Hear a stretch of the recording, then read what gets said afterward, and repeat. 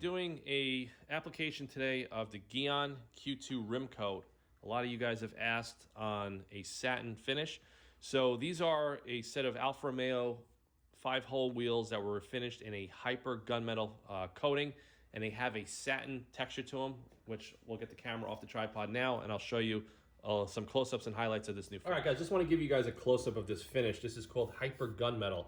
So the way the wheels are done, they're stripped of the original coating. They're given a satin gray primer coat. Then the entire wheel is coated in a high gloss black.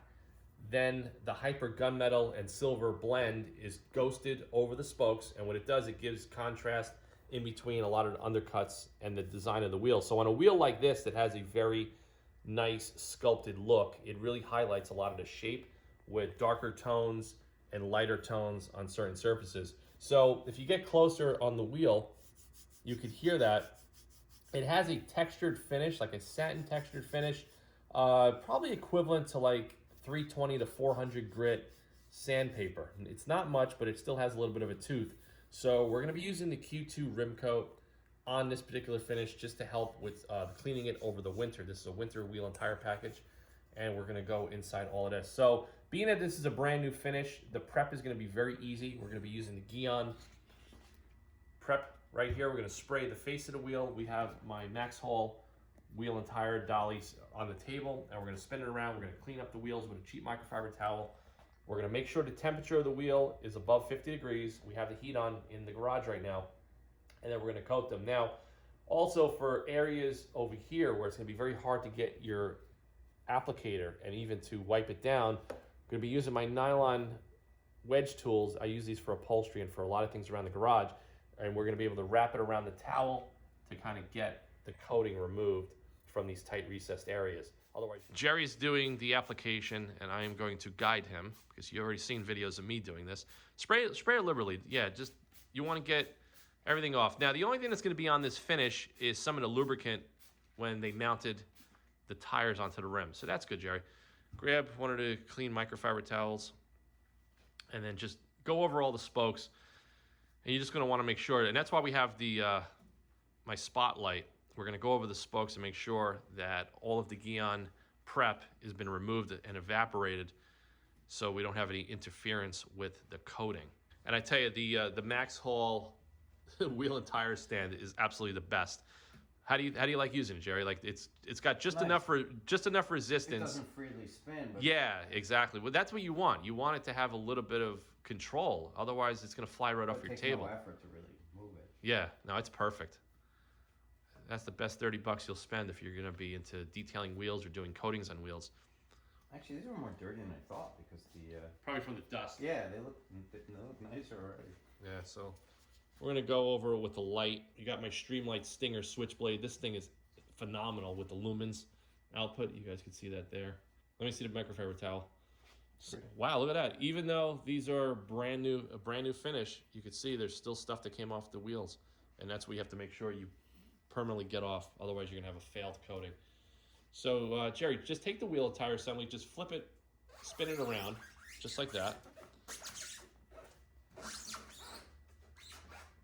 And usually when I do the barrel, after I did the face, I spray it on the towel first. I usually will spray it on the towel just so you don't get the overspray onto the spokes and you got to keep going back over everything. Did you do that? Yeah, just give it a quick wipe. You coat the inside of the thing too? Or? You can. But to be honest with you, the inside finish has a lot more texture and it's going to be a lot harder to clean anyway. So I'm not really sure what the Gyeon coating will do or help in that regard. You can kind of mix it whichever way. But I actually like this stuff because it's got a kind of a pleasant aroma. It's not so bad to use. Yeah, it's not crazy. No, I buy it by the gallon and then I just refill these little bottles and I use it for everything, for plastic prep, paint prep, and even for doing, rim and tire stuff. So we're good. Okay, so that's pretty much done. Let me get the infrared thermometer. We're going to kind of see where the temperature is because we want to make sure it's winter over here in New York. And all right, we're at 58 degrees, 57, 58 degrees. So we're still good before we have to turn the heater back on. So we're going to start with the barrel and put that to the side. This is going to be your prep towel. We're not going to use that to do the coating. And these are going to be for prep. Let me get you some other ones. So Jerry, take the coating and shake it up in the bottle. Now what I always do, I'll color designate the prep and the wipe. So being that we're doing rims, I'm not going to use the expensive fancy towels. We're just going to use these microfiber inexpensive 50 pack. So the green is going to be the wipe of the coating. The blue towels like you see here is going to be the prep of the finish. So that's how you just know you don't mess up, and that's why having color coordinated towels makes a lot of sense. All right, so we got the foam applicator wrapped with the suede cover, and we got the Q2 rim coat. We're just going to put a bead from one end to the other, straight down. Drips out real slow. Yeah, that's what you want. That good? Or yeah, that's good. We don't want to. The whole point with the coating is you don't want to put too much on because then you're going to waste the product. And then we're just going to go over the barrel, and let me get the camera. Start here? Yeah, I mean, you could work in one direction. So, like that? Yeah, do you see it? Oh yeah, you can actually see it on that. Exactly. So now, Jerry, when I do rims, you're going to want to probably just do like half a section just so you make sure you don't miss spots. Gotcha. So you can actually see it pretty well on here, though. I'm shocked. Yeah, well, we have good lighting. So when you say half a section, like do like a quarter of this rim? Yeah, I would do like a quarter quadrant and then go up from there. And then... Now, you could hear that. Being that it's got a texture, I would reload the applicator now. Just to make sure you're not going to go dry on certain areas. Because you could see right here on camera, it's dry, and here's where the coating just hit. So lighting is really important for this, though. It's extremely important. And if you don't get the lighting right, you'll have a headache on your hands, especially when you go to remove it.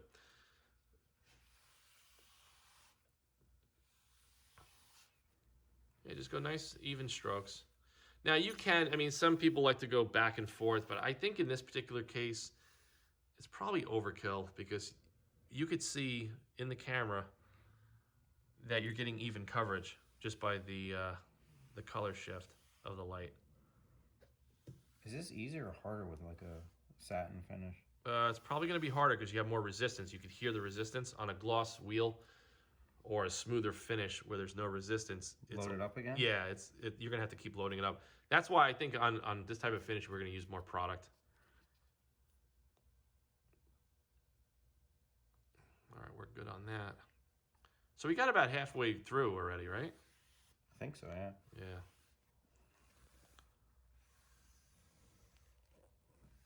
The wheel thing for your mount definitely helps. Yeah.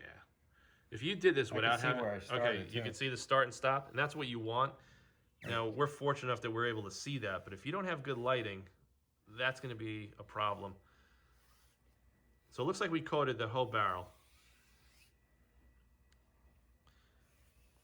Now, you could spin it.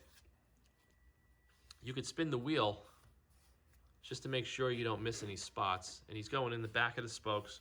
Definitely recommended because it's one of the most impossible things to clean unless you use the woolly wormit brush where you can bend it around the spokes. But I can actually see pretty well, like right there. There was a dry spot. I was just going to see that. Yeah, the camera lens actually picks it up really well, and we're lighting it up from overhead. Stuff doesn't smell bad too. No, it's not that bad. I mean, I've definitely tested some stuff since I started playing around with coatings, and this is definitely the most user-friendly. Now you can do down here this edge if you want. You know, just spin the wheel all the way around. Maybe load up the applicator a little bit more. It's starting to get dry, right? Yeah, you could feel it. Especially with this finish, you start to feel it dragging. Yeah. So that's going to be your guide when you're doing a satin finish or something with a little bit of a tooth texture. You're just going to have to stop and load up more often than if you're doing a smooth finish. It does seem to add like a tiny bit of luster. Yeah, well, that you got to understand, we didn't wipe it off yet. So the wipe off is going to probably change that. Good. We're all the way around. Yeah, so we're good. So you can put the applicator to the side. Now, being that we're up to temp, he's going to take a new microfiber towel and then he's going to methodically buff the coating off. Yeah, you don't have to go like crazy. Just wipe every surface that you touched. Now, I can see it on camera that the sheen is coming down. Do you notice that? Yeah. Where you do? Okay, so that's what we want. Still though, it does add. I mean, if you're doing a satin wheel, I think you should be. It does look like it adds a tiny, tiny bit of luster to it. Nothing crazy. I mean, but how soon can you get these wet? I usually recommend at least a full 24 hours or longer. I'm just curious about them. Yeah, like when you do a coating on a car, like if you use any of the Car Pro, Ceramic Pro, or any of that stuff, they try to recommend a silica spray after you're done with the coating in case the car comes in contact with water. It has some sort of a layer of protection. Otherwise, you're going to get bad water spotting. But in this case, they're not going on the car today. Probably put them on the car next week, right? Yeah, probably not. Yeah. Yeah, so they'll have several days of curing. And then we'll be good to go. Now the fun part is going to be the You can face. actually feel. You could feel the resistance. Well, you could feel that it's smoother than it was before. Yeah, Definitely. just by putting the coating on. Yeah, just by the coating. Because Yeah. before it dragged like sandpaper. Now, I mean, you still feel like the texture to it, but it doesn't drag. Yeah, that's what's really cool. Even when you're doing any kind of waxes or sealants, that's a good indicator that it's on the surface and it's doing its job of reducing the friction. So we have the coated wheel barrel on that side and the uncoated on this side. You see how it grabs the glove? Yeah, you see how it's grabbing his glove? So that just shows you what the coating is going to do. And that's going to help keeping these wheels clean throughout the winter with road salt, where they're not going to be able to be cleaned on a regular basis. So as far as the sheen goes, I don't really notice it now that we did the wipe, but we definitely notice the level of friction significantly changed between the coated and the uncoated wheel. So we're going to flip the wheel around and we're going to go onto the face of the wheel. And that's going to be the more complex part of this project. All right, so a little tip for you guys. Being that we're doing a textured finish, I just take my Meguiar's applicator pads and I cut a V into it so it looks like a little Pac-Man. That's just going to indicate where your start and stop is. So the V is going to be towards you, and then we're going to load up the product in this particular area here. So we don't waste and load up product back here. This is going to be an indicator of a guide. So I just take a little scissor and I cut a V into it, and then this is going to be where we're going to use it. We're going to hold it from this side, and we're going to bend it and be able to get into all the undercuts of those Alfa Romeo wheels. So just grab it in your hand and load it up. That's good. Perfect. And we'll start at the... Yeah, wherever you feel more comfortable. Start at the valve stem. I mean, just so I know. It's one of those wheels where it's just a very complex design. You're going to want to go really slow and make sure you get it into all those little recesses. Now, theoretically, if it wasn't so cold and we weren't shooting a video, I would just take the Gyeon coat and probably load it into one of my Iwata airbrushes, and we would airbrush it, and that would guarantee perfect coverage. But then it's going to atomize it in my garage, and I don't really want to deal with that, getting it all over my cabinets and everything else that's in here. Are you able to see, or do you need the spotlight? This is definitely harder than the barrel. Oh yeah, the barrels are like the easiest part of the job. Because it's all flat. And you can just... Yeah, I would load up some more product on there, just because that texture, you could hear it. Yeah, one of my videos, a couple of people asked about, oh, are you going to show us how to do a coating on a textured satin set of wheels? I'm like, yeah, we're in the process of doing it any day. It was pretty funny. I think I need a little more. You could actually feel it when it starts to not glide as nicely. Exactly.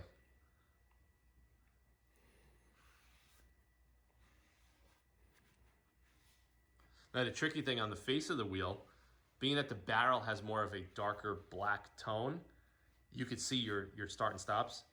On the face, it's going to be very hard. You notice that? Yeah, definitely. Yeah. The whole key to this is just take your time. Yeah, the lug pockets are nice and easy to get with that foam applicator. That's what you can't do with the foam block, you know? Now, companies like CarPro, they sell these applicators that you put your fingers in them, and it's pretty much like exactly what you're doing there, but it has a little pocket to put your fingers in, and it's a coating applicator that's got foam and microfiber on it. And those are really nice too, but they're just expensive. I think it's overkill. I don't think we need that on a situation like this. That's where we started. Can you see where you started? Not, you know what? On the face, it's much, much harder to see. Yeah, well, grab the light. That's why we got the light. Here. Go over it with what I usually do. Oops. Hit it again. Hit it again. Just chase it, you know, with the light. And that's why having a really good LED light is going to make your life a lot easier. But like I said, usually if you're doing... wiping down? Or? Yeah, I would start wiping down. Usually if you're doing a set of black wheels, gloss black or satin black, that's where you're going to really notice the high spots where you missed the removal process. I think something like this, there's a good chance that you're probably never going to see it. Yeah, now, Jerry, what I would do is I would get the plastic wedge and wrap it around the towel just to get in all these little recesses there, just to be on the safe side. What happens if you leave it on? Like, if you don't wipe it just gets fully? Sticky. It gets really sticky. Like that? Yeah, just like that. Wear it just like... Go into all the little recesses, yeah, around the valve stem. That'll just guarantee that you pretty much get everything out of there, because you can't get your finger in there. So that's just a little technique, guys. You know, if you don't have a nylon wedge, just maybe a piece of plastic or something laying around. Tongue depressor. Tongue depressor, that's a smart one. Use them for paint too. Even a popsicle stick, something. Just something that you could kind of use to get into those areas. And here is good too. You can't get it close to the bead, you know? Exactly. Look at that. Yeah, you see all the stuff that's coming off? That's all probably from the tire mounting. That looks pretty good. I don't really see any... Now feel it with your glove. Feels good? Yeah, it actually feels smoother than the... Yeah, well, barrel. the barrel is probably going to be a little drier by the way they're hung in the booth. They tend to concentrate more on the face when they're refinishing wheels.